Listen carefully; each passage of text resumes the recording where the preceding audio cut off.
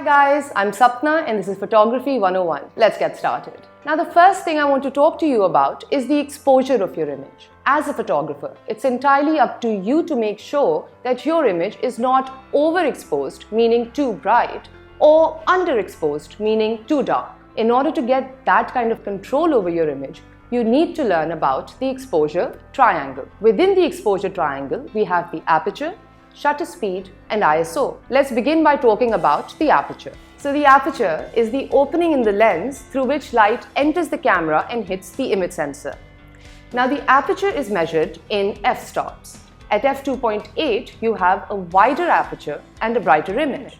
At f16 you have a smaller aperture and a darker image. Now the second very important effect that aperture has is that on your depth of field. The depth of field is the area in your image that's in focus. At f2.8, you will have a shallow depth of field, meaning your subject will be in focus, but the background will be blurry.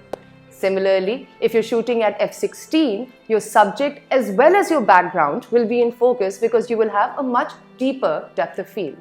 Now let's talk about shutter speed. Shutter speed refers to the amount of time the shutters remain open to allow light to enter the camera. Shutter speed is measured in fractions of a second. The longer the shutters remain open, the brighter your image is. The lesser amount of time the shutters remain open, the darker your image is. A great use of the shutter speed is to either capture motion blur or to freeze a moment. Let me show you what I mean. Finally, we come to the ISO. The ISO has to do with how sensitive the image sensor is to light. Say you're working outdoors and you have lots of natural light to work with, you will use a low ISO.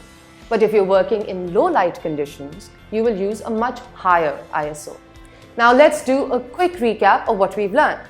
The aperture has to do with how much light enters the camera, the shutter speed determines how long it enters for, and the ISO has to do with how sensitive the image sensor is to the light that touches it. I hope you guys enjoyed the video. Don't forget to hit that like button.